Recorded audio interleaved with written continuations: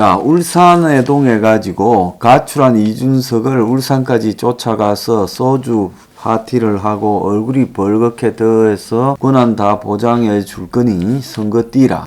이렇게 한 게 18일 됐습니다. 근데 어제 18일 만에 이준석이가 또 가출했습니다. 역대 한국의 정당사에 당 대표가 후보가 마음에 안 든다고. 그래서 지금 반복해서 가출하는 사태는 없었습니다. 보수 언론들은 조선 동화는 이준석을 편드는 모양, 윤석열을 나무라고, 또 중앙은 이준석을 나무라는 이런 뉘앙스를 띠고 있습니다만은, 자, 이 문제의 모든 최종적인 책임은 윤석열에게 있겠지만 이준석이나 김종인이 이렇게 하는 부분에는 반드시 그들만의 이유가 있을 거라는 생각이 듭니다. 그래서 자신의 마음에 들지 않으면 보이콧 한다라는 것은 정치의 본질이 아니다라는 거죠.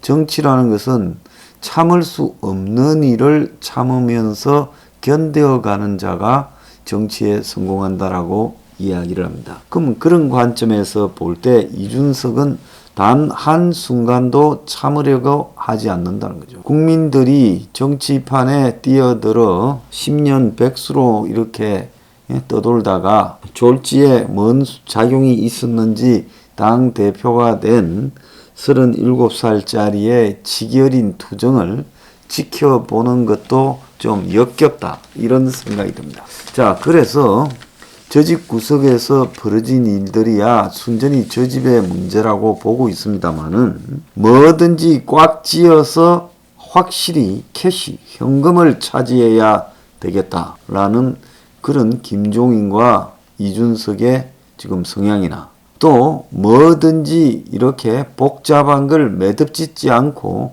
적당하게 봉합시켜 놓고 생각은 따로 있는 윤석열. 자, 그런데 가장 큰 본질적인 이유, 매우 복합적인 이유에서 터졌을 거라고 보지만은, 그 본질적인 이유는 김종인과 이준석이 마지 못한 척 들어와서 자신들에게 홍보, 대책, 그리고 무슨 이준석에게는 2030 청년 대책 정권을 주고 김종인에게는 총괄 선대위를 이렇게 부여할 걸로 봤는데, 최근에 한 두 가지 사건이 이 폭발적인 내분의 계기가 되었다 봅니다. 하나는 김건희 문제를 둘러싸고, 윤석열은 윤석열대로 김건희 문제를 갖다가 논란이 벌어졌다는 겁니다. 그런데 이 김건희 문제에 논란이 벌어진 핵심 부분은 윤석열과 이준석, 김종인이 서로 전혀 믿지 않는다라는 데 있는 겁니다.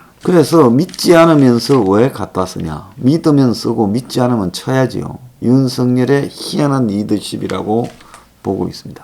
그래서 김건희 문제를 이준석이가 당에서 의혹을 본격적으로 대처를 하자, 요렇게 지금 몰고 간 모양이에요. 그러니까 윤 후보의 핵심 척건들이 거의 공개된 자리에서 이런 김건희의 문제를 논의하는 것이 옳지 않다라고 했고, 또 윤석열 측은 조수진을 통해서 당에서 의원들이 김건희 문제에 교수 출신 의원들이나 이런 사람들이 김건희가 그렇게 이력서 조작이나 이런 부분에서 의심을 받고 있는데, 흔히 관행적으로 그런 일이 좀 통용된다라고 말해 주기를, 기자회견 해 주기를 원했던 모양이에요. 자, 그런데 이준석은 이런 문제에 대해서 조수진한테 윤 핵심 관계자 문제를 정리해라, 이렇게 말했습니다.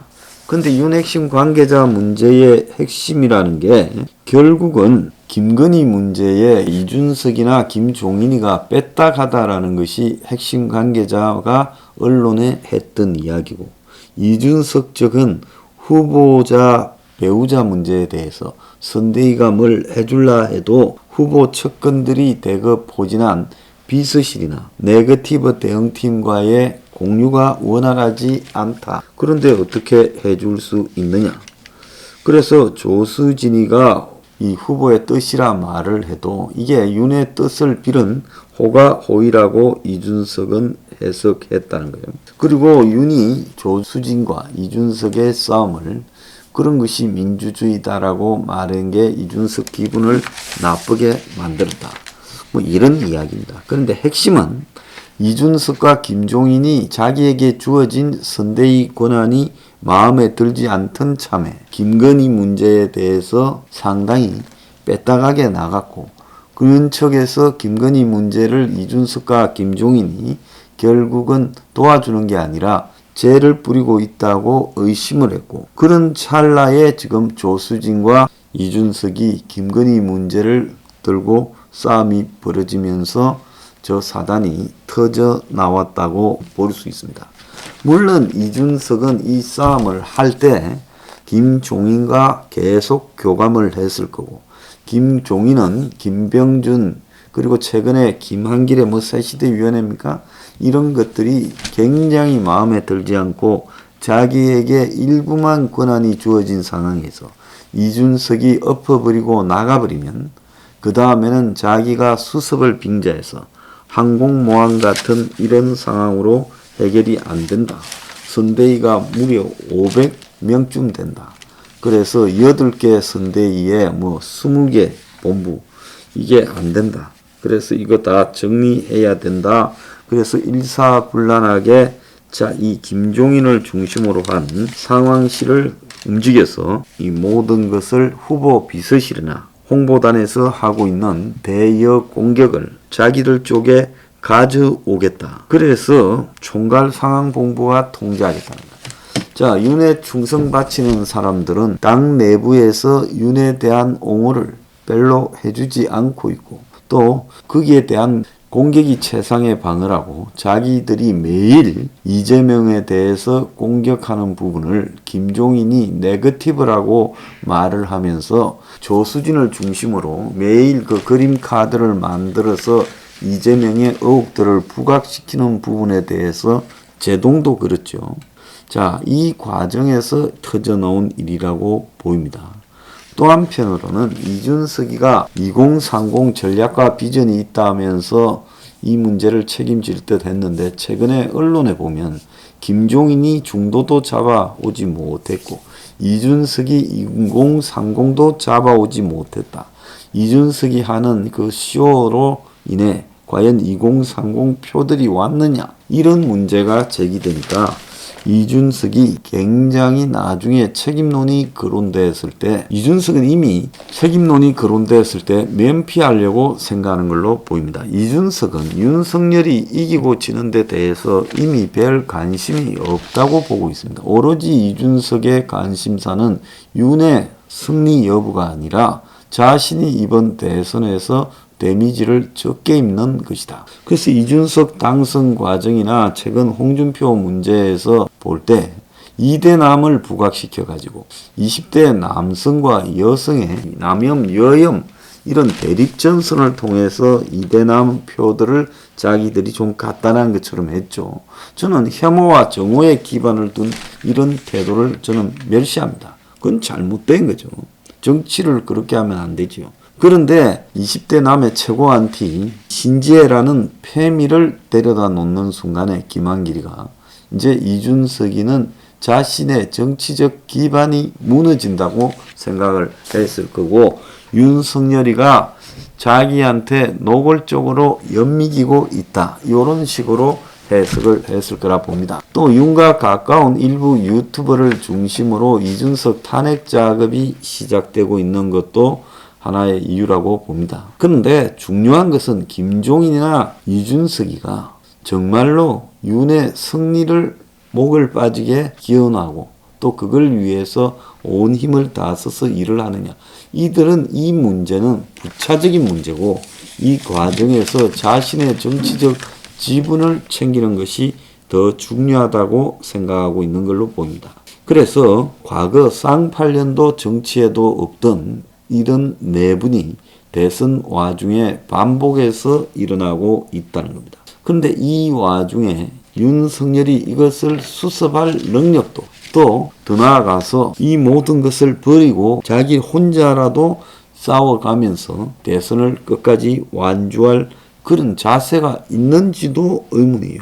현재 야권에서 핵심에서 나오는 자료들을 보면 여권의 정보 핵심 관계자와 그리고 야권의 선거 대책을 책임지고 있는 핵심적인 인물, 또 언론 재벌, 그리고 야권의 핵심 선거 관계자의 오른팔 등이 지금 내각제 주동 그룹들이 수시로 자기들끼리 만나고 있다는 거예요. 그래서 일정하게 여권의 핵심, 그리고 지금 야 캠프의 핵심들이 수시로 만나고 통하고 있다는 겁니다. 그리고 윤도 이 사실을 안다라는 이야기까지 나오고 있고, 심지어 야권에서 중요한 역할을 경선 과정에서 했던 사람도 그런 접촉을 하고 있다라고 지금 제보가 들어오고 있습니다.